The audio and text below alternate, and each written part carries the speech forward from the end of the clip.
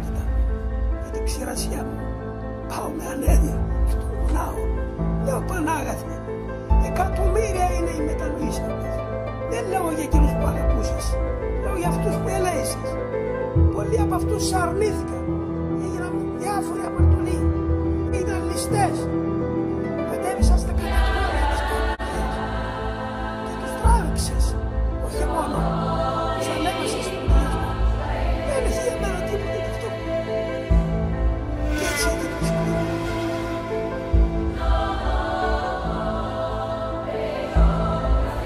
Ζώντας στη συμπάθεια του, με αυτόν τον τρόπο με καλούς, να στέκεστε μπροστά στους ανθρώπους, για να τους συντηρήσουν.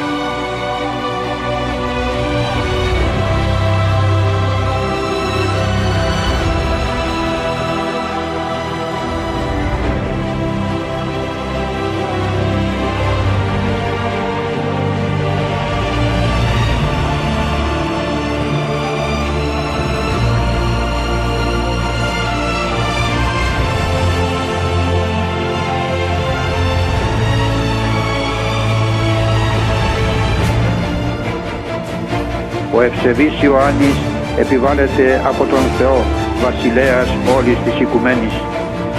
Αφού γίνει αυτό με σημεία υπερφυσικά και με τρόπο θαυμαστό, όπως μας τον περιγράφουν οι προφητείες του Λέοντος του Σοφού και του Αγίου Μεθοδίου, ο Άγιος Βασιλεύς, όπως τον αποκαλεί ο Άγιος Ταράσιος, θα αναλάβει αμέσως ενεργό δράση για την ειρήνευση ολόκληρου του κόσμου και για τον εκχριστιανισμό του. 3 χρόνια θα βαστάξει αυτό το ιερό σωτήριο και σωτήριο έργο, κατά το οποίο θα έχει συμβούλους και βοηθούς του 2 αγγέλους υπομορφήν ανθρώπων. Ο Άγιος Βασιλεύς θα περιέλθει όλα τα έθνη, κηρύττοντας το Ευαγγέλιο του Χριστού, τις αλήθειες της Ορθοδόξου πίστεως, κρατώντας στα χέρια του τον Σταυρό και το Ευαγγέλιο και με εξουσία και δύναμη πολύ και μεγάλη για να επιβάλλει το θέλημα του Θεού. Όσοι λαοί δεν θα δέχονται το κήρυγμα αυτό της μετανοίας και σωτηρίας και θα αντιστέκονται έτσι στο θέλημα του Θεού, θα πατάσσονται αμήλικτα. Πάσης μη ακούων το κήρυγμα αυτού απολευθήσετε. Τόσοι πολλοί όμως νεκροί θα πέσουν ώστε ο Θεός θα στείλει όρνεα σαρκοφάγα για να καταφάνε τα ανθρώπινα πτώματα. Με αυτόν τον τρόπο δεν θα δημιουργηθούν αρρώστιες που θα έθεταν σε κίνδυνο και τους πιστούς. Θα επιβάλλει σε όλο τον κόσμο την ειρήνη. Ειδικότερα ο Άγιος Ανδρέας ο Διαχριστών Σαλός λέει ότι «Θύσει ο Άγιος Βασιλεύς την χείρα αυτού την δεξιάν επί την θάλασσαν και ημερώσει τα ξανθά γέννη». Ξανθά γέννη μπορεί να είναι οι Αγγλοαμερικάνοι, οι Ρώσοι, οι οποίοι δεν θα δουν με καλό μάτι τη νέα κατάσταση των πραγμάτων που θα επιβάλλει ο Άγιος Βασιλεύς. Γι' αυτό το λόγο ο Άγιος Βασιλεύς θα στραφεί προς την θάλασσα κοντά στην Κωνσταντινούπολη, που θα είναι η πολεμική του στόλη, και αφού κάνει με το δεξί του χέρι το σημείο του Σταυρού, θα καταστραφούν έτσι εν ρηπή οφθαλμού με θεϊκή δύναμη όλοι οι στόλοι με τα πληρώματά τους. Έπειτα από την τιμωρία αυτή, τα ξανθά γέννη θα συνέρθουν και θα υποταγούν στον Άγιο Βασιλέα, δεχόμενοι έτσι το κήρυγμα της μετανοίας και υποτασσόμενοι και αυτοί στο θέλημα του παντοδύναμου Θεού. Μετά από αυτό, κατά τον Λέοντα το Σοφό, ο Άγιος Βασιλεύς θα στραφεί προς την εκαθάριση της Εκκλησίας του Χριστού για να διώξει όλους τους ανάξιους ιερείς, αρχιερείς κτλ. Και να αποκαταστήσει τους ευσεβείς και εναρέτους κληρικούς που ευαρέστησαν με τα καλά τους έργα τον Θεό, ζώντας σύμφωνα με την Ιερά Παράδοση. Τόση δε θα είναι η ιερή αγανάκτηση του Αγίου Βασιλέως κατά των ασεβών κληρικών, που ο ίδιος σαν άλλος Ηλίας θα τους πατάξει με τα ίδια του τα χέρια. και θα τους αντικαταστήσει όλους με άλλους ευσεβείς και εναρέτους που θα χειροτονήσει με υπόδειξη του Αγίου Πνεύματος. Αφού γίνουν όλα αυτά, τότε ο Άγιος Βασιλέας, μας λέει ο Άγιος Μεθόδιος, θα ειρηνεύσει τα εσπέρια έθνη, δηλαδή τα κράτη της Ευρώπης.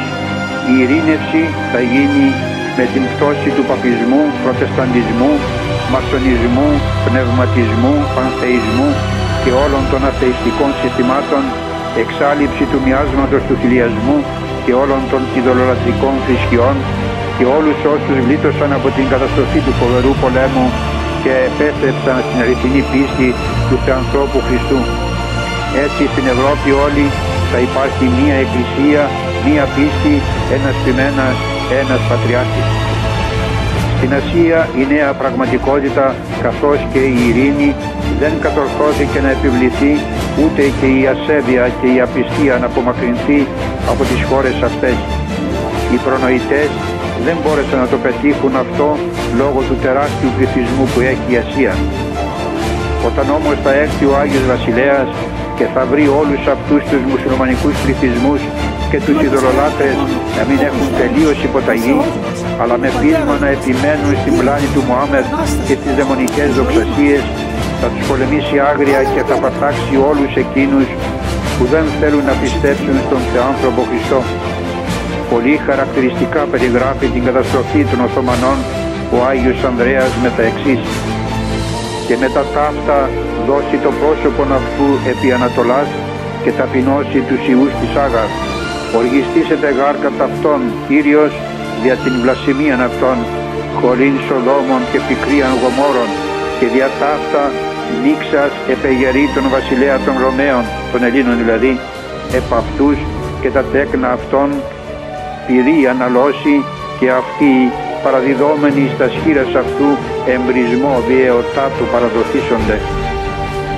Με πιο λίγα λόγια και περίπου τα ίδια λέει και ο Άγιος Μεθόδιος: «Και μετά ταύτα καταδιώξει τους Ισμαηλίτας εν χειρήκα θεά και εν βραχίονι υψηλό, και εις το τέλος διαφτερεί αυτούς. Μόνον όσοι από τους Τούρκους θα βαπτιστούν θα σωθούν, που θα είναι περίπου το 1 τρίτο. Μετά από την Ασία έρχεται η σειρά της αρχαίας Ηλυρίας, είναι η σημερινή Ιουγκοσλαβία και Αλβανία. Να δεχτεί το μήνυμα της σωτηρίας, της αλλαγής και επιστροφής σε μια αληθινή χριστιανική ζωή. Ύστερα από αυτό ο Άγιος Βασιλεύς θα εκστρατεύσει κατά της Αιγύπτου, η οποία θα πάθει τεράστιες ζημιές, καταστροφές κατά τον Λέοντα τον Σοφό. Θα ερημωθεί πάρα πολύ εξαιτίας της μεγάλης φαγής. Κατόπιν αυτού η Αίγυπτος θα προσφέρει την τελεία υποταγή της. Το ίδιο θα συμβεί και στην Αιθιοπία. Όσον αφορά τους Ιουδαίους, ο Άγιος Ανδρέας λέγει μόνο αυτό: «Και έστε ζήλος μέγας και τις Ιουδαίους καταδιώξει». Από αυτό φαίνεται ότι με ιδιαίτερο ζήλο θα στραφεί ο Άγιος Βασιλέας για την επιστροφή των Εβραίων στον Χριστό και θα πατάξει αμήλικτα κάθε Εβραίο που θα αντισταθεί στο κήρυγμά του και θα προτιμήσει και πάλι την απιστία, την άρνηση, παρά να πιστέψει στο Ευαγγέλιο του Χριστού. Θα παταξούν και θα αφανιστούν από το πρόσωπο της γης. Και ερχόμαστε τελικά στο πιο τρομερό έργο του Αγίου Βασιλέα. Το αναφέρουμε αμέσως. «Και Γόγ και Μαγόγ και έθνη πολλά με ταυτόν, όσοι άμμος της θαλάσσης διαναστήσονται, φόβος δε μέγας γεννήσεται τη οικουμένη. Τότε ο βασιλεύς κλάψει έμπροσθεν του Κυρίου του Θεού και καταβήσεται πύρ εξ ουρανού και καταφάγεται αυτούς, και τότε γεννήσεται μεγάλη γαλήνη εν όλη τη οικουμένη. Τα έθνη αυτά πολυάριθμα που θα είναι σαν την άμμο της θάλασσας είναι εκείνα που μιλάει στην Αποκάλυψη στο κεφάλαιο 16, που λέει: «Και ο έκτος άγγελος εξέχεε την φιάλην αυτού επί των ποταμών των Μέγα τον Εφράτη και εξηράνθη το είδωρ αυτού, ή να ετοιμαστεί η οδός των βασιλέων των από Ανατολής ηλίου». Δηλαδή Κινέζοι, Ινδοί, Τάταροι, Μογγόλοι, Πακιστανοί, Βιετναμέζοι, Τιβετιανοί, Αφγανιστανοί, Πέρσες, Καλμούκοι κλπ. Όλοι αυτοί οι λαοί θα εκστρατεύσουν κατά του Αγίου Βασιλέα, παρακινούμενοι από τον άρχοντα του σκότους, τον Σατανά. Το γεγονός αυτό είναι ομολογουμένως πολύ τρομερό και η περίσταση πολύ δύσκολη. Εκατομμύρια θα είναι ο στρατός όλων αυτών των εθνών που θα εκστρατεύσουν κατά του Αγίου Βασιλέα. Και αν χρησιμοποιήσει τα συνηθισμένα μέσα, δεν θα μπορέσει γρήγορα να καταστρέψει τόσο πολυάριθμο στρατό.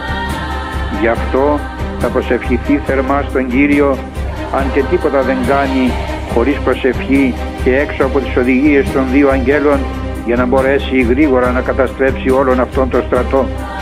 Και ο Κύριος ακούει την προσευχή του και καταπέμπει εναντίον του σπίρ θεϊκό, το οποίο θα τους αφανίσει από το πρόσωπο της γης. Αφού έτσι θα στερεώσει την αληθινή πίστη στο Ευαγγέλιο του Χριστού, θα επιστρέψει με πολλή δόξα στην Κωνσταντινούπολη, όσο κανένας άλλος προηγουμένος βασιλιάς ή αυτοκράτορας, και θα βασιλεύσει με σιδηρά πυγμή, με άκρα δικαιοσύνη και με πολλή αγάπη προς τον λαό, στο όνομα του Ιησού Χριστού, του μοναδικού σωτήρα του κόσμου. Όλες σχεδόν οι προφητείες τονίζουν με τα πιο ζωηρά χρώματα την ειρηνική και μακάρια αυτή εποχή που θα επικρατήσει σε όλη τη γη, όταν επιστρέψει ο Άγιος Βασιλέας στην Κωνσταντινούπολη από την τριετή επιτυχή ιεραποστολική του δράση. Ο Άγιος Μεθόδιος γράφει σχετικά: «Εν το υποστρέφεστε αυτόν ανοιχτήσονται οι θησαυροί της γης και πάντες του τίσωση και ουδείς εξ αυτών πένης φτωχός, και η γη αποδώσει των καρπών αυτής κατονταπλασίωνα». Η προφητεία προς τον βασιλέα Μανουήλ αναφέρει: «Τότε ο βασιλεύς ελθύνεν την πόλη, οι θησαυροί της γης ανοιχτήσονται και όπου εστί χρυσός ή άργυρος φανερωθήσονται. Το σούτον δέστε το πλήθος του θησαυρού, ώστε ρίπτην και εν τη γη μέρος εκείνου, αχρηστίας ένεκεν, χαρά και αγαλίασης έστε εν όλο το κόσμο, και ουδείς έστε ο αδικών ή ο αδικούμενος».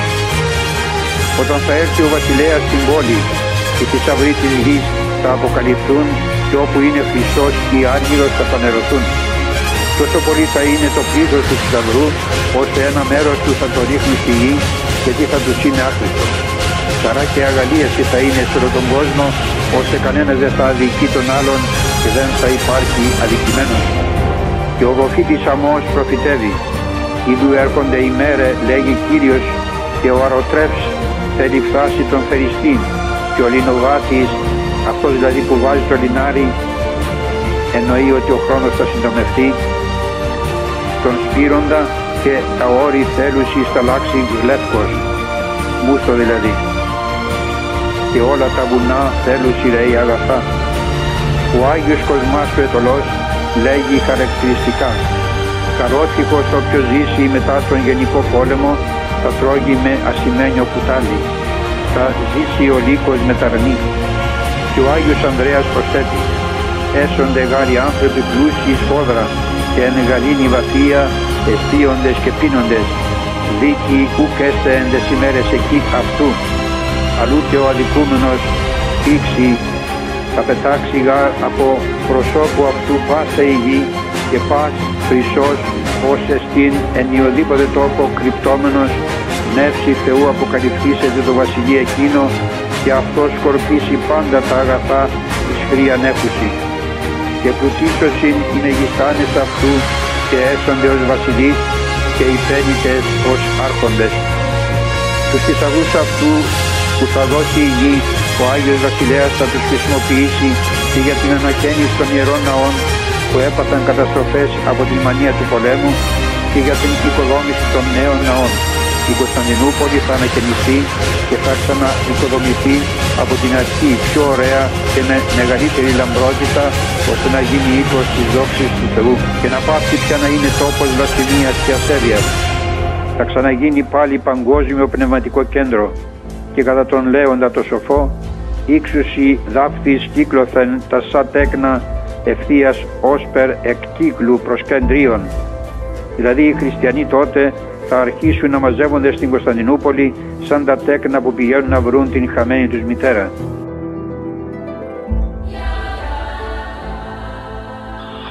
Διότι το Βυζάντιο το έχει ξεριζώσει το Βατικανό και το παρέδωσε στους Τούρκους. Τώρα λοιπόν οι επέσχυτοι απόγονοι των προγόνων τους, που λέγονται Ευρωπαίοι, θα τους μαζέψει η δικαιοσύνη τους στην περιφέρεια του Βυζαντίου και θα γυρίσει ένας πίσω να πει τι έπαθα. Στο πεδίο της μάχης, καθώς μας λένε αυτοί που είδαν, σε 3 ημερονύχτια ασφαλής θα έχει 700 εκατομμύρια νεκρούς.